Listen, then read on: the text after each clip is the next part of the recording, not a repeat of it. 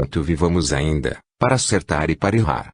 Mas, já que me pedes uma oração, meu querido irmão, me acompanha em pensamento. Bondosos deuses, dai mãos que nos acompanham e protegem, iluminem este irmão em aflição, para que nessa luz divina ele possa se encontrar com as verdades divinas, se esclarecendo e acalmando, preparando-o para quando para aí for não estranho novo, real, mundo em que retorna. Intuiu nas leis divinas, mostrando a amorosa justiça dos deuses para com as suas criaturas e as incontáveis honras que serão oferecidas no retorno ao Olimpo. Se possível, afastem os adversários e permitam a visita de amigos com o fim de acalmá-lo. Eu o conheci quando estava na escuridão. Ele conseguiu dar um passo na direção da luz. Estou ofuscado, não vislumbra o que lhe aguarda e se atemoriza. Peço e sei que será aplicada a piedade dos deuses. Digo que já o condenei anteriormente por atitudes impróprias, porém, ao crescer espiritualmente, o perdoei e, entendendo suas ações, rogo amenizarem suas dores atuais e deixem a cobrança para posterior passagem, no que deve e pode ser cobrado. Deuses eternos, agora, mais uma tua criatura se preparou para o encontro nas tuas leis. É um momento difícil para ela, rogo por ela de todo o meu sentimento e tenho certeza que vossa misericórdia aplacará suas dores. Obrigada, deuses de amor. Carla sente a mão de Júlio esfriar. Júlio. Ah! Querido companheiro. Estás agora caminhando em companhia de seu daimon, levado ao mundo divino para o aconchego dos amigos. Fico na dor de sua ausência, látego com o qual aprenderei ainda mais das coisas eternas, pois sua ausência sempre estará presente pelos atos de nossas vidas em comum. Lembrarei-me dos meus erros, do aprendizado e da dor. Esteja em paz, pois não o perturbarei aí com meus tormentos daqui. Plantamos e, obrigatoriamente, colhemos. Nesse mundo encontrarás papai que partiu deste mundo de forma fulminante, naquele momento do seu retorno vitorioso à liberdade. Esteja em paz, querido irmão, eu aprendi o amor, a amá-lo nas suas limitações.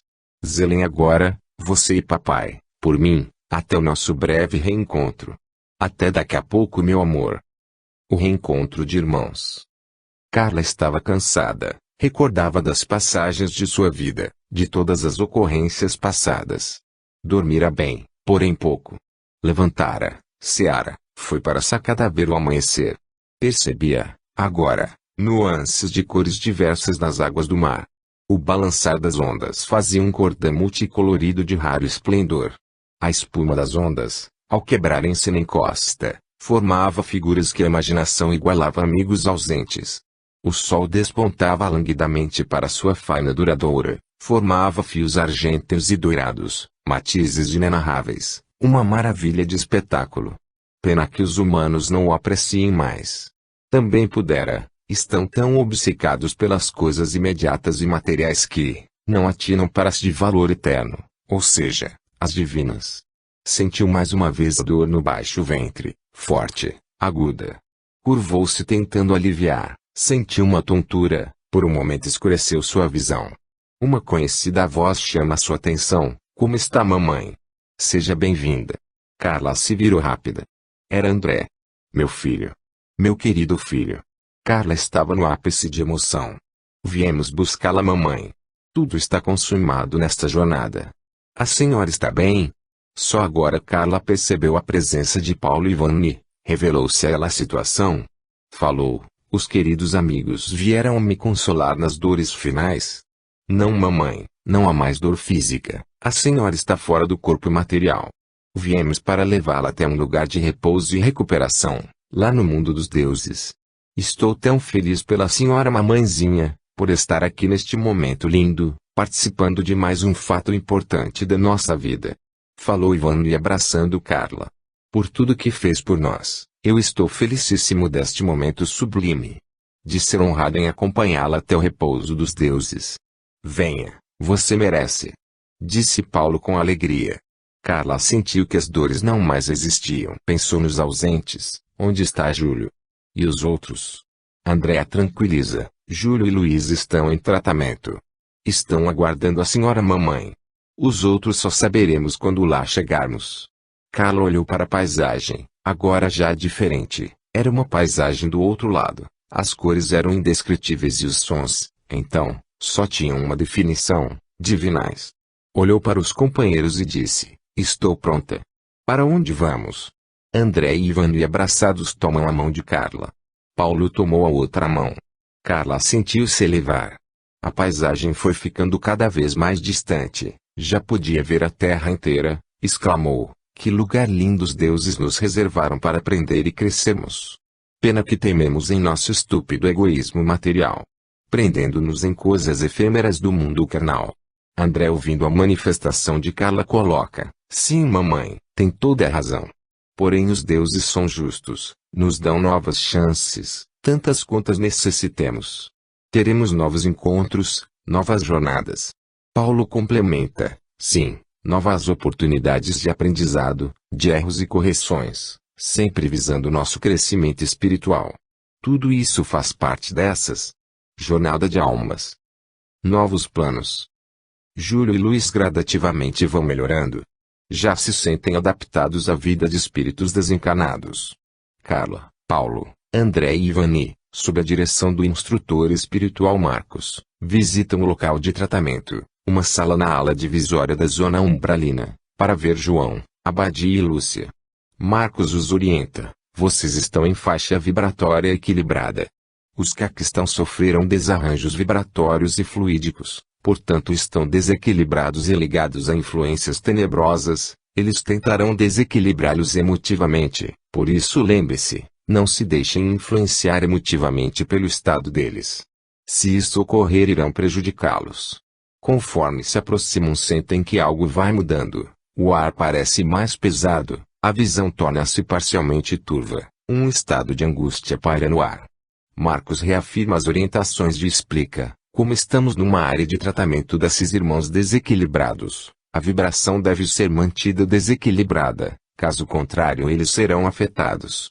Tal quais os encarnados que vivem no ar impuro, eles não podem passar a respirar ar muito oxigenado de um momento para outro, sentir-se muito mal, com tonturas e, até, desmaios. Do mesmo modo é aqui, são mantidas as condições mais idênticas àquelas em que estavam quando encarnados. Gradativamente, conforme reagem ao tratamento, irão sendo alteradas estas condições. Esta é a razão pela qual reafirmo: não se deixem impressionar. Caso não consigam manterem-se calmos e plenamente lúcidos, é melhor voltar em outro momento. Todos acenaram indicando que haviam entendido. O local nada tinha de diferente dos hospitais terrenos. Havia atendentes, enfermeiras, médicos, etc. Se não soubessem que estavam no plano espiritual, diriam que era um hospital. Foram levados por corredores até o quarto onde estava a Abadia. Marcos abriu a porta e colocou os braços no batente, com o seu corpo formando uma cruz, como a vedar a entrada ao quarto. Abadia estava sentada na cama. E avisada por Marcos: aqui estão alguns conhecidos seus, Abadia. Ela parecia distante, alienada. Era claro seu estado de subjugação, ou seja, obsediada. Seu rosto crispado, com profundas marcas, como alguém em estado de ira. Marcos a chama novamente com mais ênfase: Abadia. Abadia. Como o som da pronúncia de Marcos afeta a vibração que envolve Abadia, era como se esta levasse um choque e reage: já disse para me deixarem em paz. Não chega aqueles malditos que tiraram André de mim. Quero voltar para casa. André deve estar me esperando. Malditos. Malditos. Tirem-me dessa escuridão. Marcos, mantendo a barreira vibratória entre Abadia e o grupo, perguntou para André: você viu o que ocorreu com a nossa intervenção? André, tentando se manter firme, responde: sim, vi. Mas o que é essa fumaça cinza que ela expeliu? Qual a razão de parar no Senhor? A fumaça é fluido produzido pela vibração desequilibrada. Na sua ira, sob estado subjugado, ela não sabe que está projetando fluidos deletérios no campo vibratório. A fumaça parou na barreira vibratória que nós fizemos. Ivani, emotiva, coloca para Marcos: gostaria de me retirar, acho que não vou aguentar mais. Podemos todos sair, por hoje já é bastante. Decidiu Marcos. Um amor de aprendizado. Na reunião estavam Paulo, Ivani, André e Carla. Marcos explica a razão do encontro: Esta reunião é para treinarmos o controle de nossa emissão vibratória. Se eu dissesse a vocês que não estavam preparados para enfrentar a situação ocorrida com a abadia, é claro que não aceitariam, mas, como viram, é necessário que sejam preparados. Em todas as ocorrências, tanto quando estamos encanados ou como desencanados, devemos estar preparados para usarmos primeiro a razão e, só depois, a emoção que, neste caso, é puro sentimento. O que estou querendo dizer com isto? Será que é para serem frios nos sentimentos? Não. Eu estou dizendo que, frente a quaisquer situações, devemos estar preparados mentalmente para uma análise fria dessa ocorrência. A partir desta análise é que agiremos, ou não, sentimentalmente. Como exemplo, posso citar a ocorrência de desencarne, ou seja, da morte física. Normalmente é um fato trágico, emotivamente desequilibrador, catalisador e descarregador de vários dramas psíquicos, entre familiares, amigos e companheiros. Se nos portarmos emotivamente, é claro que entraremos na faixa vibratória dominante, que geralmente é desequilibrada. Se nos prepararmos, analisarmos bem as razões da morte física e entender as razões do Criador eterno, suas leis justíssimas, a vida real do morto físico, como se não fosse nosso conhecido, verificarmos como estão procedendo os presentes e, possivelmente, os ausentes, chegaremos a uma conclusão a respeito de como ajudarmos, apoiarmos, esclarecermos, enfim, estaremos prontos para nos isolarmos da faixa vibratória desequilibrada e levarmos a nossa vibração, agora equilibrada, para aplicarmos a nossa sensibilidade racionalmente. Portanto, do uso da razão para o uso correto e equilibrado da sensibilidade. Aqui estará o irmão Arnaldo, ele representará o estado desequilibrado, fazendo baixar sua vibração e tentando nos envolver nela. A razão deverá comandar as ações de vocês. Não permitam que qualquer emoção irracional os distraia.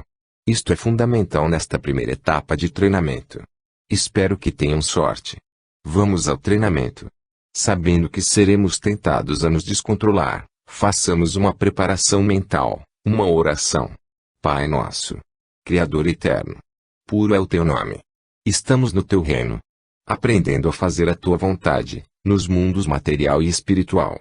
O pão do nosso aprendizado de cada dia, dá-nos hoje e sempre. Eternamente nos concede piedosas oportunidades, as mesmas que devemos conceder aos nossos irmãos.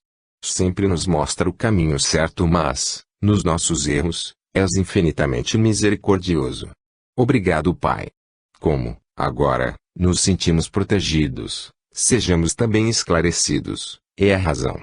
Por qual modo o nosso irmão Arnaldo tentará nos desestabilizar? Será pelo lado da bondade? Da misericórdia? Da ira? Vamos nos irmanar mentalmente. Limpem quaisquer pensamentos que não forem de amor, tranquilidade. Imaginem-se vendo o mar. Agora, todos juntos, vamos acalmar as ondas desse mar. Ele deve ficar liso como um lago. Relaxem. Relaxem. Tenham confiança. Muito bom. Como viram, acreditando, podemos usar todas as nossas forças e conseguir realizar o que nos foi proposto. Porém é interessante lembrar que, é fácil alisar um lençol, ele não reage, o difícil é alisar uma cobra. E, é isso que vocês tentarão fazer. Lembre-se, ao fluidificarem a abadia, ela reagirá e não sabem como será. Tentemos agora com o irmão Arnaldo. Carla, assuma a coordenação. Carla repete as palavras de Marcos. Sabemos que seremos. Pai nosso. Como agora. Agora. Vamos envolver nossa irmã abadia em fluxos de harmonia, paz, bondade. Façamos com que ela desperte e saia da bruma de perturbação em que se encontra. Relaxem e mantenham a confiança. Aí. Aí. Não me machuquem. André. André me acuda. Provoca Arnaldo. André intervém. Abadia, fique calma. Estamos aqui para ajudá-la. Não faça isso, meu amado André. Ivani está se vingando de nós. O que estão fazendo apenas me causa dor e sofrimento. Parem. Parem. Avança mais, Arnaldo. André se perturba. Vamos parar. Ela está sendo. Marcos paralisa o exercício. Viram como foi fácil para a abadia, aqui representada pelo irmão Arnaldo, quebrar a harmonia do grupo. Vocês viram quanto terão que trabalhar a razão para não serem traídos pela emoção. Com o uso da razão vocês analisariam os reclamos e se fariam uma pergunta: como pode a harmonia, paz e bondade causarem dor? Sofrimento. Você pensou nisso, André? Não, não pensei. Realmente permiti que minha emoção me dominasse. Mas o irmão Arnaldo usou uma imagem muito forte. Forte. Vocês verão que é força quando usarem a fluidificação nos irmãos desequilibrados. Acha que a Abadia não usaria desse expediente, André? Colocou Marcos.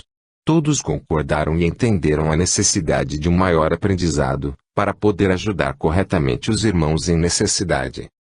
O nosso tempo, no mundo espiritual, é um eterno presente. O grupo já está pronto para trabalhar.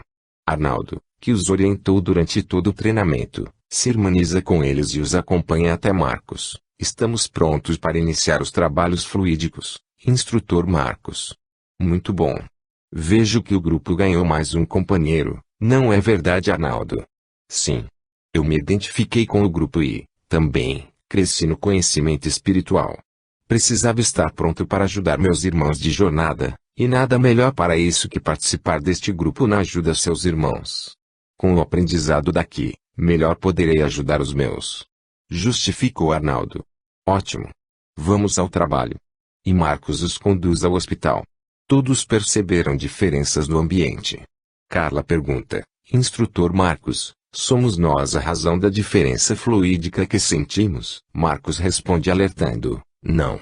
Os trabalhos no plano espiritual são contínuos. Nada espera alguém.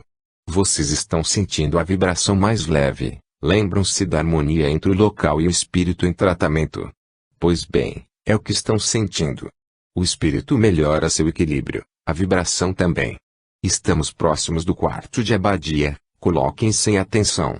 A partir de agora cuidem de não permitir variações indesejadas, fiquem firmes, usem a razão para bem aplicarem o sentimento. Ao irem entrando no quarto, cada um já foi sentindo a atmosfera vibratória deletéria, mas treinados, iam suavemente mantendo suas vibrações em equilíbrio. Postam-se ao redor da cama de Abadia e esta, pela influência subjugatória, se manifesta: mãezinha, me ajude. Estão me atacando. Com voz sumida falou Abadia. Carla sentiu que era o destino do pedido: minha querida Abadia. Como é bom estar novamente com você. Carla foi interrompida por Abadia. Você também está me machucando, mãezinha. Não faça isso comigo, por favor.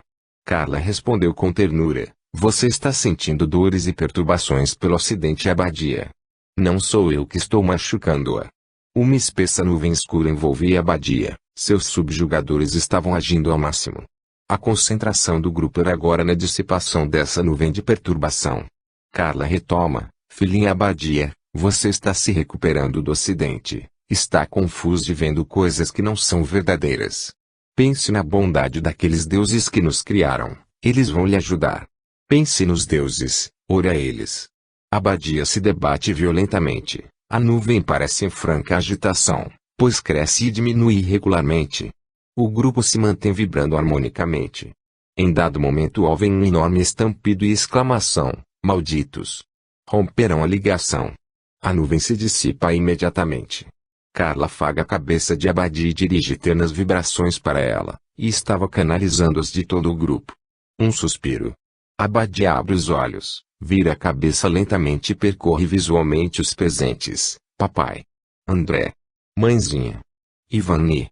O que está acontecendo?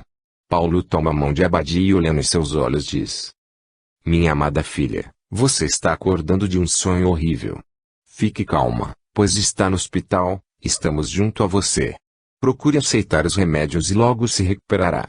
Nós sempre voltaremos a te ver e, quando você tiver alta, ficaremos juntos outra vez.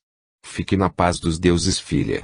Todos passam para Abadia mensagens de conforto e alívio. Ela adormece calmamente. Marcos parabeniza o grupo pelo feito. Vocês se comportaram bravamente, não vacilaram e nem se permitiram alterações emotivas e irracionais.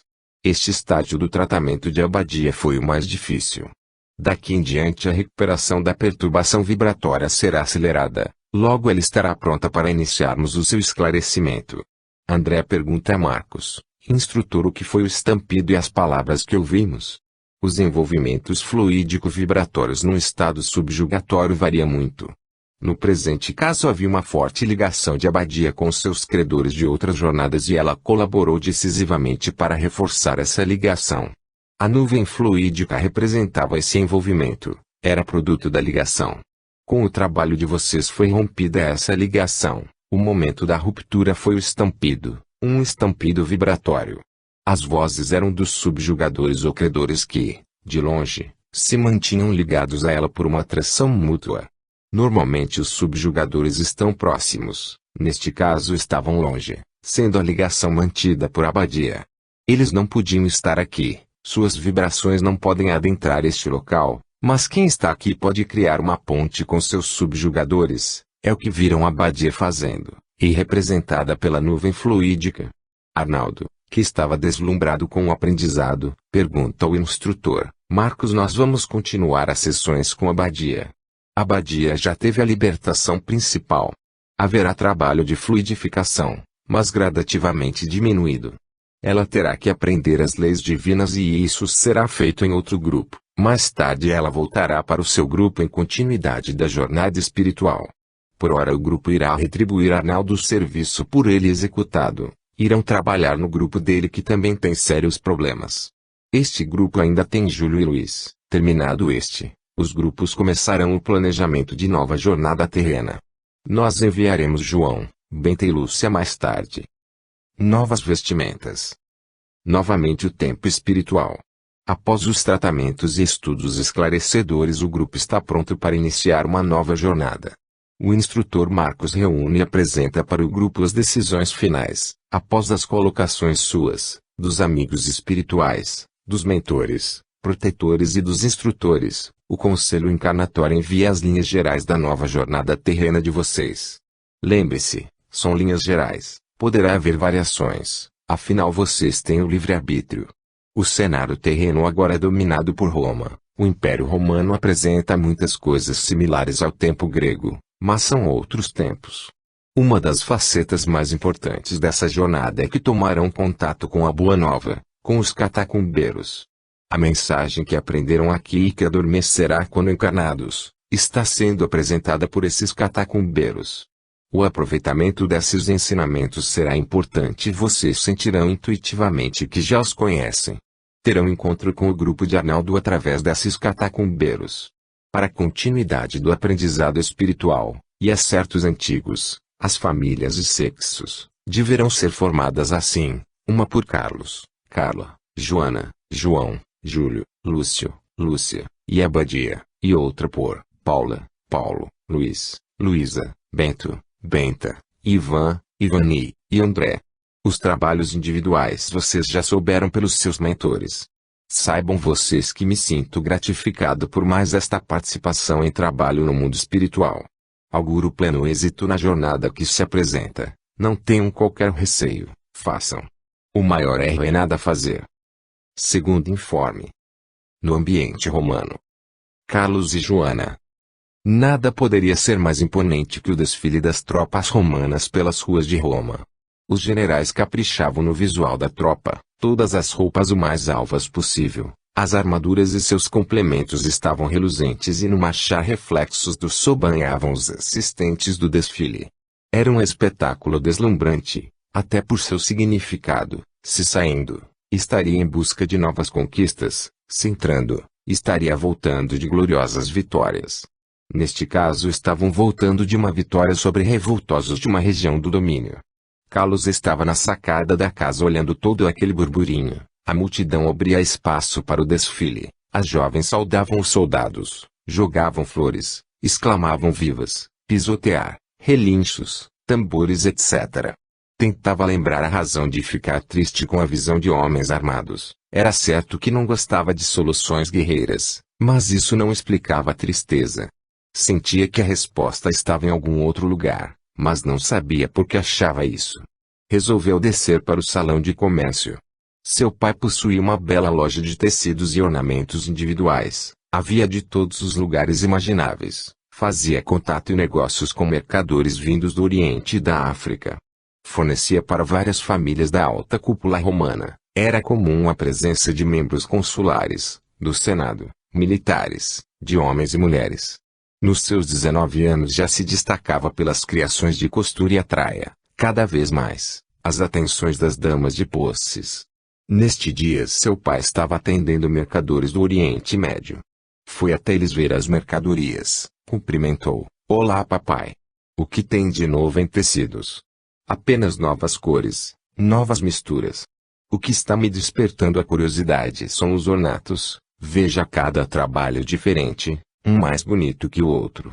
Carlos examinou-os. Eram colares, pulseiras, broches, camaféus, brincos, feitos desde elementos naturais até trabalhados, madeiras, couros, pedras. Realmente eram de bonitos a lindos.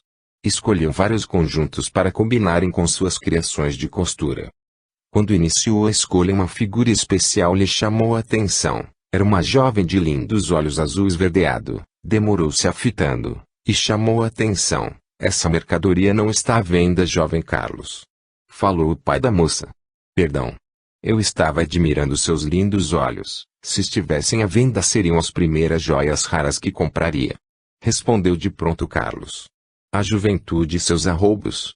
É verdade o que diz. Ela tem olhos lindos. Minha filha Joana me acompanha pela primeira vez. É muito acanhada, mas precisa se tornar mais extrovertida, estreitar contatos com outras pessoas. Por esta razão é que a trouxe comigo. Pegando-a pela mão diz, filha, não se distraia, veja se faz boa venda de ornatos para o jovem Carlos. Carlos olhava mais a moça que os ornatos, ele estava magnetizado. Ela era delgada, uma boneca para se carregar e guardar, a meiguice exalava, a doçura irradiava, ele estava encantado. Sem saber o que falar, mas querendo. Pergunta, Joana, você está comprometida? Ela olha, com um olhar de mil doces promessas e sussurra, essa resposta só meu pai sabe. Ele passa a escolher as peças, aproveitando para, de vez em quando e tremendo, roçar as suas mãos nas de Joana. Terminada a escolha se dirige ao pai, papai o que faço quando gosto de uma moça? O velho olhou para a filha do mercador e também viu que ela era muito bonita e atraente. Pensou no filho, na sua idade, na necessidade de constituir família. Entendeu o interesse dele e respondeu, vá conversar com o pai da moça e peça autorização para se corresponder com ela. Carlos vai e se dirige ao pai de Joana. Senhor, como já percebeu, me senti atraído e, tendo boas intenções, se já não houver comprometimento, solicito sua permissão para me corresponder com sua filha Joana. O pai de Joana mira bem a Carlos. Sério, diz com calma, nós temos gritantes diferenças de criação. Vocês são pagãos, adoradores de Júpiter, nós somos do judaísmo, adoramos Elohim, o Deus revelado a Moisés. Somos muito diferentes em costumes e temperamentos. É claro que o amor vence barreiras, mas vocês terão que examinar seus comportamentos por um tempo, se conhecerem e verificarem um possível entendimento nos gostos e costumes. Minha filha Joana não está prometida, ela ficará aqui em Roma na casa de meu irmão, poderá frequentar a casa dele para vê-la, mas terá que seguir o costume nosso. Caso você concorde e tudo dê certo, poderá até ter Joana como sua esposa. Vamos falar com seu pai, meu jovem Carlos. Carlos expõe ao seu pai o seu sentimento em relação a Joana, apresenta a resposta do pai de Joana e pede sua concordância para o fato. Os dois pais se afastam e conversam bastante. Carlos não os ouve, fica ansioso. Vê que trocam cumprimentos e sorriem. Devem ter acertado tudo. Seu pai volta e revela, concordamos que vocês se vejam. Você conviverá com a família do tio dela, para sentir como ela foi criada. Vocês não se falarão até que o tio autorize e isto será feito quando você entender os costumes deles. Assim foi combinado, assim será feito. Está bom para você, Carlos? Sim, papai. Está muito bom. Respondeu Carlos com entusiasmo. A primeira vez que Carlos visita Joana foi um choque, era o desconhecimento dos costumes. Senhor Hamed, sou Carlos e vim visitar Joana. O tio de Joana, Hamed, olha fuzilando para Carlos e vocifera. O jovem não veio aqui para ver ninguém, veio para aprender. Eu direi quando você poderá ver alguém. Perdoe-me, senhor Hamed, no afã da minha juventude, Desconhecendo os costumes de seu povo, eu fui precipitado e grosseiro. Sou seu aprendiz.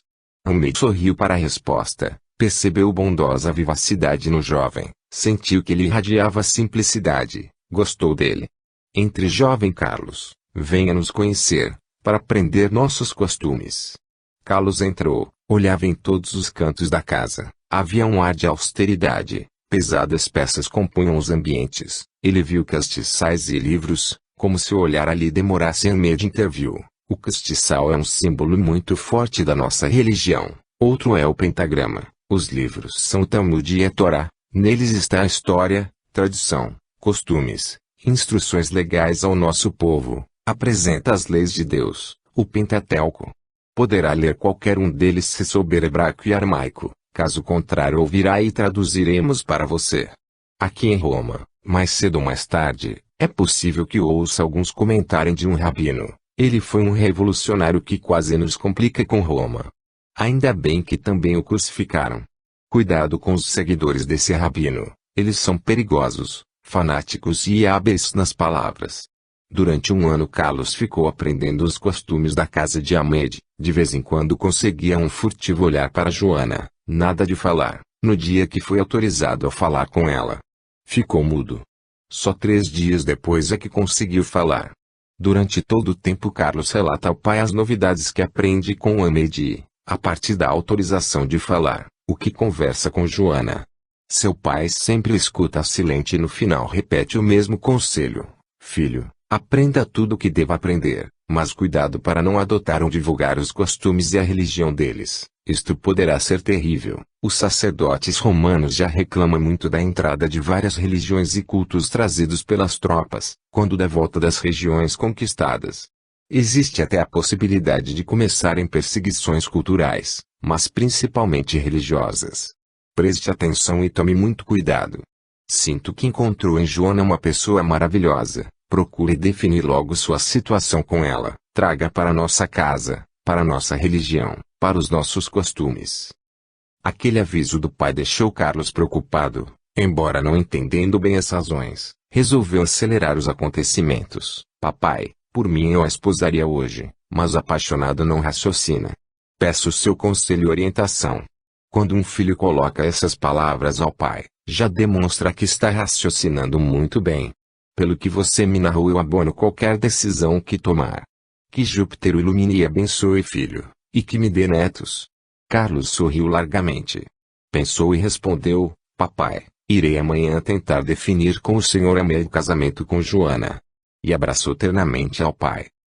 Carlos, na visita à casa de Hamed, apresenta todas as suas posses materiais para garantir uma família, coloca sua pretensão de casamento com Joana no menor tempo possível. Hamed, no início alegre, foi ficando triste, no final respondeu: meu caro jovem Carlos, eu estava alegre por ver que Joana estará muito bem casada e de futuro garantido, mas fiquei triste por não poder responder quanto à data do casamento. Eu posso falar sim, não posso dizer quando. Só o pai de Joana pode dar essa resposta e ele chegará daqui a 4 meses. Terá que aguardar até lá. Está bem assim? Carlos ficou deprimido com a resposta. Ainda não entendia direito esse costume. Perguntou: senhor Hamed, se o senhor pode dizer sim, qual a razão de não poder dizer quando? O costume de dote da noiva pertence ao pai ou padrasto. Eu sou apenas tio, portanto não estou habilitado para essa definição e, consequentemente, definição da data. Respondeu Hamed. O desconhecimento faz Carlos insistir. Não podemos deixar para discutir o dote depois. Nem pensar, meu jovem. É questão de honra estar acertado o dote antes de casar. Tenha paciência, o tempo passará rápido e até será melhor para aumentar os prazeres da lua de mel. Afirmou Hamed, maliciosamente estalando a língua no céu da boca. 4 meses depois. O casamento foi dividido em 2 partes, para atender aos costumes diferentes. A primeira cerimônia foi na casa da noiva, onde Carlos prometeu criar os filhos nos preceitos religiosos da família dela. A outra cerimônia foi num templo, sob as vistas da estátua de Júpiter, onde ocorreram as principais solenidades de acordo com o ritual pagão. Terminadas as cerimônias, Carlos observou que Joana parecia não estar sentindo-se bem, aproximou e falou com carinho: Joana, minha querida, Você está sentindo algum mal-estar? Quer que a leve para casa para que você descanse? Ela o olhou, com aqueles lindos olhos, mas eles se apresentavam com uma tristeza enorme, como se uma desgraça estivesse ocorrendo, e respondeu ofegante: estou sentindo uma opressão terrível, parece que estão me apertando num abraço mortal, sinto até a dificuldade de respirar. Imediatamente Carlos a tomou nos braços e carregou para casa, levou-a para o quarto e a colocou na cama, logo providenciou um chá calmante, a seguir beijou-a dizendo: como está se sentindo agora, minha querida? Estou mais calma, acredito que irei dormir um pouco e acordarei muito bem. Seus olhos já estavam mais brilhantes.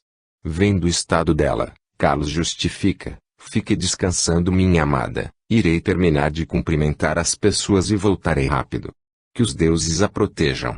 Carlos volta à festa, vai se despedindo dos convivas e, sem falar das condições de Joana aos familiares, para não preocupá-los e nem tumultuar o ambiente festivo, retorna ao quarto. Entra silente, caminha até a cama. Pode fazer barulho, querido, eu não dormi. Já estou muito bem. Naqueles momentos sentia algo que me induzia à depressão, a um estado que eu diria suicida. Alguma coisa me envolvia, abraçava forte e cobrava minha morte. Foi horrível, senti o gélido hálito da morte. Eu já tivera em casa sensações de palavras, como alguém dizendo: quero que morra, quero que morra. Mas não havia esse envolvimento. Relatou calmamente Joana. Carlos, que havia sentido o ar pesado durante o mal-estar de Joana, pensou e discorreu: minha amada Joana, os deuses nos protegem de muitas coisas, mas existem algumas em que somos assediados por criaturas das trevas. Elas tentam nos enganar e fazer morrer. Procure orar aos deuses pedindo proteção. Eu também vou orar nesse sentido para você. Procure ser forte e, lembre-se, eu estarei sempre ao seu lado para qualquer coisa que precisar ou sentir. Joana sentia-se ainda melhor com as palavras e a presença de Carlos. Acariciou seu rosto, envolveu seu pescoço e trouxe-o para um primeiro beijo delirante. A noite era de lua de mel, as vontades enormes, o clamor da carne dominava e se entregaram plenamente no atendimento de seus desejos apaixonados. Um ano depois. Veja, Carlos, Julinho já me segue com os olhos. Exclamou Joana. Olhe para o papai Julinho. É verdade, ele já segue os nossos movimentos. Júlio era uma criança saudável, vivaz, gulosa, disciplinada. Sempre antecipava os horários de mamar, dormir, não dava trabalho. 3 anos depois. Lúcio era a festa da casa, Júlio não se afastava dele. Existia uma ternura indescritível de Júlio para com Lúcio. Júlio ensinava, obrigando, Lúcio a respeitar as normas da casa. Parecia que eram pai e filho. Joana e Carlos se divertiam com a rigidez de Júlio e para ele falavam: Julinho, o pai e mãe desta casa somos nós. Júlio os olhava e respondia abraçando amorosamente ao irmão. Mais 2 anos. A Abadia poderia ser chamada de bonequinha, linda. Júlio olhava, sorria e se afastava, só permanecia junto se os pais mandassem. Lúcio, ao contrário, era todo festivo para com ela, tornou-se o parceiro inseparável e protegia a Abadia das ordens de Júlio. Carlos dizia para Joana: agora temos um novo pai, mãe e filho em casa, Júlio ensinando Lúcio e este ensinando a Abadia. Ainda bem que os médicos pediram para não termos mais filhos, senão logo seríamos nós os filhos. E os dois caem numa gostosa gargalhada. Luiz e Paula. Luiz estava no exército romano, era filho do centurião Populus. Seu destino seria assumir uma posição militar igual à do pai e era o que seu pai almejava. Mas a índole de Luiz não o qualificava para as artes militares, era um burocrata de nascença, caseiro por comodismo e, apesar da formação acadêmica, tinha preguiça mental por conveniência. Naquele dia estava no agrupamento que iria treinar formações de ataque. Seu pai comandava e instruía: hoje é um dia importante para todos os treinandos. Este treino definirá o poder de decisão de vocês, como pretendentes à carreira militar e a um oficialato. Lembre-se, tomar decisões e decidir é fundamental para o êxito ou um fracasso de vocês e da carreira. Iremos fazer formação de ataque contra um inimigo vivo. Lembre-se de que, na guerra, em matar ou morrer, não existe alternativa, portanto, matem. Matem, para não morrerem. O que seria inimigo vivo? Pensava Luiz, eu nunca matei ninguém, e não pretendo matar, como será matar? Não teve tempo de mais se preocupar, ouviu a ordem enfática, soldados de Roma. Vamos atacar os inimigos. Eles estão atrás daquela colina e, se não os matarmos, eles atacarão nossa amada cidade. Vamos destruí-los. Em marcha acelerada chegam próximo à colina, outra ordem, atacar. Os soldados saem organizada disparada, vencem o topo e divisam o inimigo. Eram farrapos humanos, dignos de dó, armados de pedaços de pau, bambus, ancinhos, sem espadas e sem escudos. Estavam parados, olhos esbugalhados, esqueléticos. Luiz parou, ficou estático, como poderia matar aqueles seres indefesos? Populus observava, correu para seu lado e ordenou, ao ataque. Mate-os. Luiz olhou para o pai, desolado, largou sua espada, tirou o escudo do braço, balbuciou, não consigo pai. Perdoa-me, eu te amo filho, mas sou um centurião, e demonstrando toda a sua decepção paternal deu um murro violento em Luiz. No chão, sangrando pela boca e nariz, Luiz olha para o pai calmamente, sem rancor, baixa os olhos. Paula estava em sua faina diária, tomava conta da casa. Era a dona da casa, pois sua mãe trabalhava na casa de um dos senadores romanos e este trabalha de sol a sol. Na noite anterior Paula fora informada por sua mãe que logo iria trabalhar na casa de um militar e que seria meio expediente, só na parte da manhã. Nesta noite, após o jantar, estando todos reunidos, Paula foi confirmada do trabalho, deveria se apresentar no dia seguinte, bem cedo, na casa do centurião Populus. Logo cedo, ao raiar do sol, Paula se dirige ao local de trabalho, apresenta-se à dona da casa, Paulínia, senhora Paulínia, sou Paula, vim para fazer a faxina. Paulínia gostou de Paula, sorriu e respondeu, Paula para servir Paulínia. Muito bom Paula, você fará a limpeza das louças do café e almoço, arrumará e limpará os quartos e casa, almoçará e terá terminado o seu turno. Está bem senhora Paulínia, já vou começar. No almoço Paula nota Luiz irrequieto, procura não olhar para ele, não sorri. Limpa o restante, almoça e vai embora para casa. À noite Luiz conversa com sua mãe, hoje tinha uma nova empregada mãe. Sim, você notou. Ela é de uma família muito boa, trabalhadores. O pai faleceu há 10 anos ficando só a mãe e ela, são lutadoras, eu vi como ela trabalha. Parece uma besta de carga. Luiz havia notado era a beleza de Paula. Apreciou sua formosura. No outro dia Luiz chegou mais cedo. Estava disposto a conhecer melhor a nova empregada. Quando ela estava limpando seu quarto, para lá foi e pergunta, você viu meu casaco sem mangas? Paula, que estava concentrada no trabalho, levou um susto, virou-se para Luiz e, desculpe. Não entendi a pergunta senhor. Olhando-a de frente, assim tão perto, Luiz viu que ela era envolvente, recuperou o domínio e, o meu casaco. Aquele sem mangas. Você o viu? Sim, eu vi, está pendurado na cadeira da varanda, ao sol, estava úmido senhor. Respondeu tranquila Paula. Luiz foi e pegou o casaco. Pela primeira vez ele estava cheiroso e sem característica de bolor. Resolveu continuar, parabéns. O casaco está ótimo. Paula sentiu que Luiz só estava querendo puxar conversa. É a minha obrigação limpar senhor. Luiz absorveu até logo, pensou em continuar, mas, era melhor ir devagar, de qualquer maneira obrigado. Em sua casa Paula fala com a mãe a respeito de Luiz. Sinto que ele quer se aproximar de mim, eu só não sei com que intenção. Se eu permitir, e ele tiver más intenções, como poderei parar?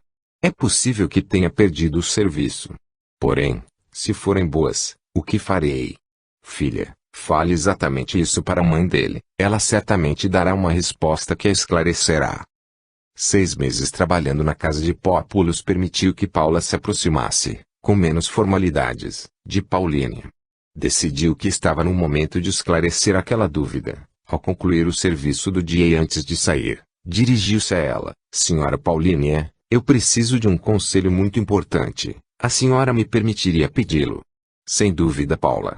Espero poder aconselhá-la devidamente. Pode perguntar. A senhora me perdoe, É que o Sr. Luiz tem tentado manter conversa comigo, e não sei como me portar. O que devo fazer, senhora? Paulínia já observara o interesse de Luiz por Paula. Ela era uma perfeita dona de casa, com muitos dotes pessoais de beleza, mas esposa de Luiz não estava nas suas considerações. Ele era formado, um advogado com banca montada, bom relacionamento, culto e de família com firme conceito em Roma. Mas como gostava de Paula, aliviou a resposta: Paula, os homens são caçadores e Luiz não é exceção. Ele deve estar lhe experimentando. Não acredito que tenha futuras intenções com você. Paula entendeu futuras intenções, ficaria de sobreaviso. Agradeceu: eu estou grata pelo conselho que a senhora me deu. Agora sei o que farei. Paula sai, Paulínia fica pensativa, nem percebe uma sombra que se aproxima, chega perto e, não acredito no que você fez, querida Paulínia. Paulínia leva um susto. Recompõe-se: a respeito do que você se refere, Pópulos? Em seu conselho você considerou Paula como se ela fosse da ralé. Essa moça é um esteio, tal qual a que nosso filho necessita como companheira para sua vida. Ela é forte. Luiz é fraco, precisa de uma mulher que o segure nos ímpetos e empurre nas vacilações, e eu vejo em Paula essas virtudes. Falou firme Pópulos. Não vejo dessa maneira, acho que ela não é uma figura tão importante como a que você está imaginando. Não vejo nela nenhuma formação cultural. Não se veste com roupas finas. Não é ativa, e isso é importante na nossa posição social. Respondeu decidida Paulínia. Como sabe se ela não tem formação cultural? Como ela se vestiria bem para limpar nossa casa? Como ser ativa sendo serviçal? Podemos verificar se ela atende aos seus ou aos meus pareceres. Proponho que passemos a conversar mais com ela. O que achas, cara Paulínia? Colocou Pópulos tranquilo. Sem contra-argumentos, Paulínia resolve concordar. Assim faremos, querido Pópulos. Paula. Vem até aqui. Chamou Paulínia.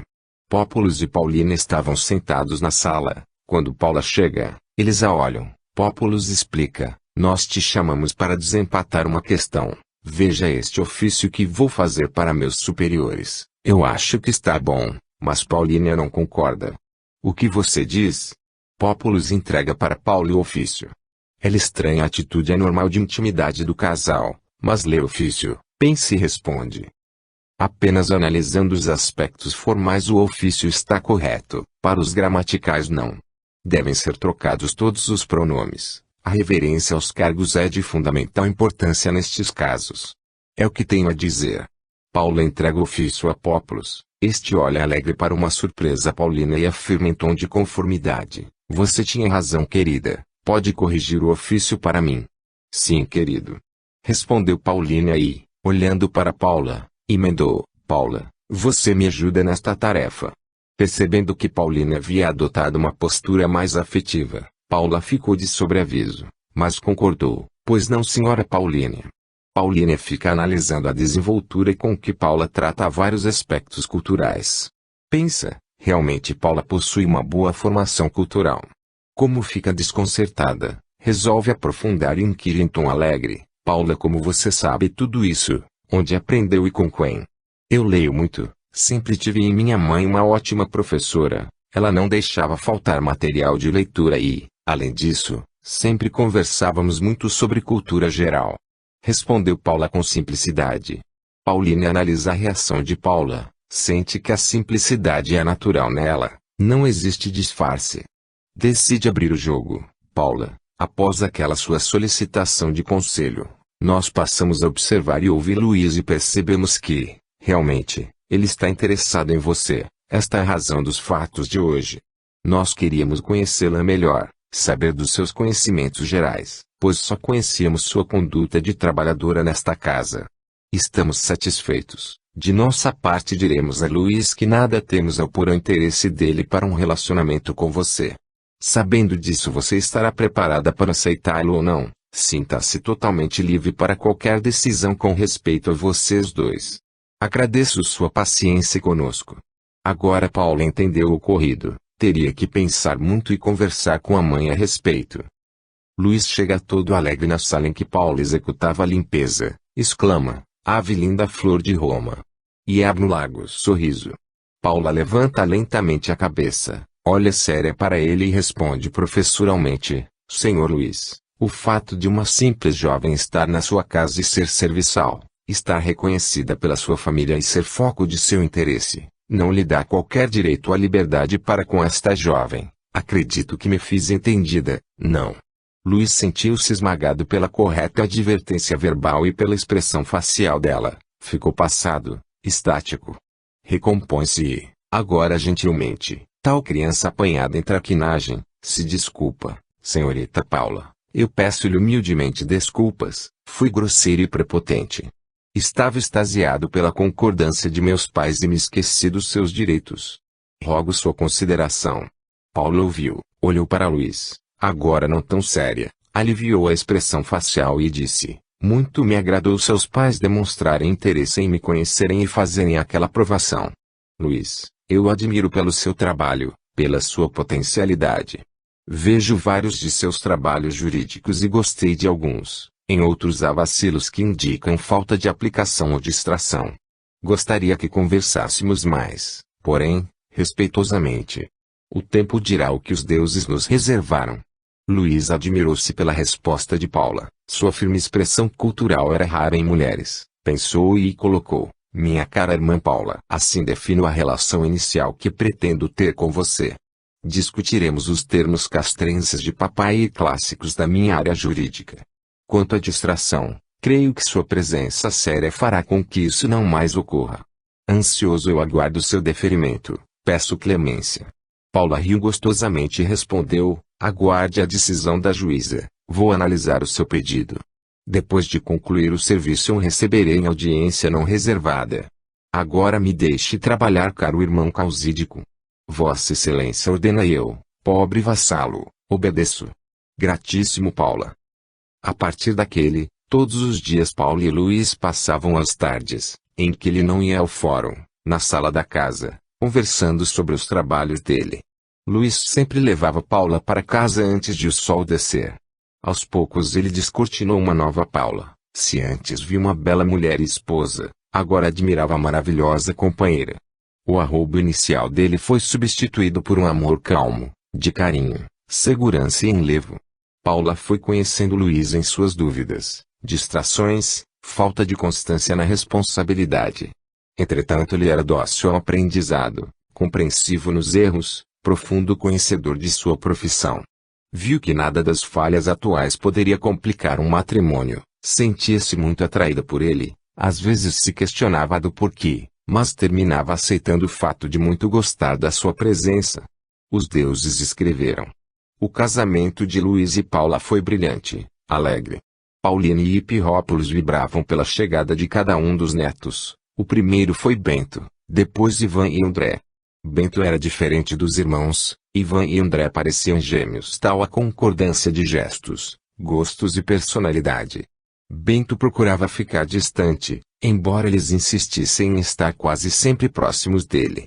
Paula e Luiz, após colocarem os pequenos para dormir, conversam na sala. Ele coloca: Paula querida, a cada dia você me surpreende. O mais interessante é que as surpresas são sempre positivas. Hoje me sinto outro homem, você me transformou. Agradeço aos seus deuses por tê-la colocado em meu caminho. E triscou um beijo nela. Amado Luiz, os meus deuses também são seus. Você não foi transformado, apenas não havia visto o outro lado da questão, ou seja, você estava dominado pelos ideais de outros. Foi só despertar a sua potencialidade interior. Os resultados são esses que você agora exalta. Esse é você. Ainda haverá muitas coisas para aprendermos. Espero que aprendamos corretamente. Você me faz feliz, e mais feliz ainda quando vejo feliz. Os deuses escreveram essa história para nós, não foi só para mim, viu meu irmão? Respondeu e brincou Paula, mordendo o lóbulo da orelha dele. Luiz apresenta uma surpresa para Paula.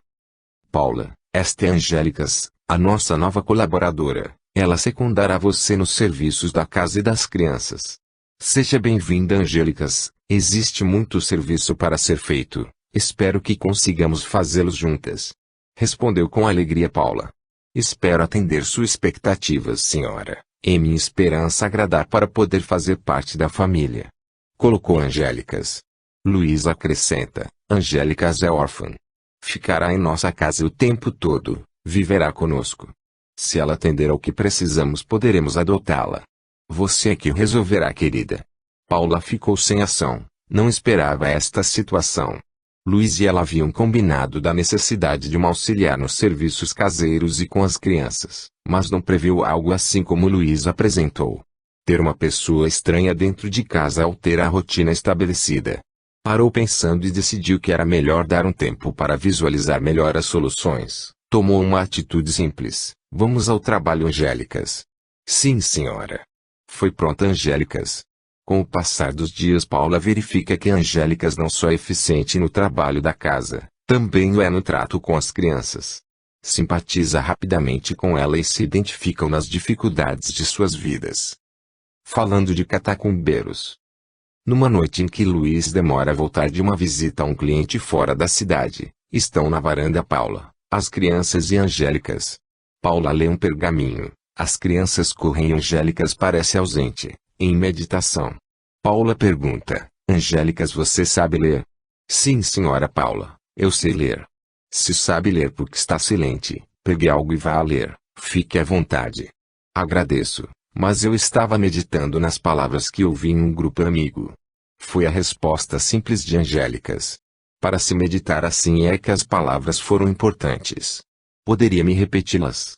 A senhora já ouviu falar de um profeta que viveu na Judéia? Perguntou Angélicas. Não, não ouviu, Angélicas. O que de importante tinha esse profeta? Tornou Paula. As palavras desse profeta nos mostram uma nova esperança. Um novo modo de ver a nossa vida. Elas são totalmente diferentes das que ouvimos nas outras crenças em voga. Afirmou Angélicas. Como diferentes? Os deuses podem ter nomes diferentes, mas sempre são os mesmos. Pode por acaso haver outro deus ou outros deuses? Foi professoral Paula. Esse profeta nos fala de amor, amor uns pelos outros, sejam amigos ou não. Fala de um Deus, Pai de toda a humanidade. Todo-Poderoso que ama todos os seus filhos, que os perdoa eternamente. Fala de voltar à vida após a morte, enfim, fala de bondade, desprendimento material, perdão, misericórdia e de uma feliz vida futura. E o mais importante disso tudo, é que ele demonstrou não temer a morte, aceitou ser crucificado e não reagiu negativamente. Disse que essa morte era uma das provas da verdade que ele propagava, prova da confiança na vida mortal da alma e, principalmente, prova da sua confiança nesse Deus. Paula absorveu facilmente todas aquelas palavras e ideias, parecia que já as conhecia. De onde seria? Interessada, resolve continuar. E onde é que se fala desse profeta? Nas catacumbas romanas, senhora Paula. Gostaria de ir até lá? Convidou alegremente Angélicas.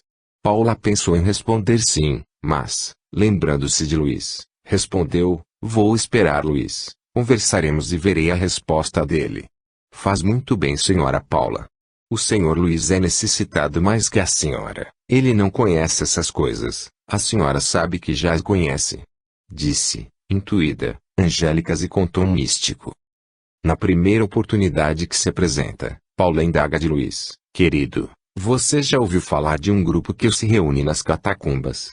Sim. Estão sendo comentados até nos tribunais, pois eles afrontam a religião de nosso povo. Eles são uma turba de místicos fanáticos, estão a fim de criar confusão para o império e o imperador. Respondeu Luiz secamente. Mas você já os viu ou ouviu? Tornou Paula. Pelo que andam falando por aí, nem preciso disso, já sei quem são e o que querem. Replicou Luiz. Não acredito que um causídico advogue uma causa que desconhece totalmente. Você sabe muito bem que a defesa legal e a acusação legal são acompanhadas de provas, no caso contrário não serão acatadas, salvo aquelas de interesses escusos. Aproveitando que você deve ir testemunhar no local a veracidade dos fatos, gostaria de acompanhá-lo. Creio que você será o primeiro causídico a ter provas reais daquilo que esses catacumbeiros estão aprontando. Não concorda, meu querido? Argumentou firme Paula. Luiz mais uma vez teve que dar mão à palmatória. Paula estava com a razão. Concordo com você, minha doce e clara defensora de causas desconhecidas. Nós iremos tão logo eu saiba o local certo e hora em que essas pessoas se reúnem. O local é na Catacumba Máximas, ao cair do sol. Foi rápida Paula, passando a informação fornecida por Angélicas. Muito bem, minha vasculhadora de indícios e provas. Vamos então nos aprontar, pois o sol já está se escondendo. Disse conformado Luiz.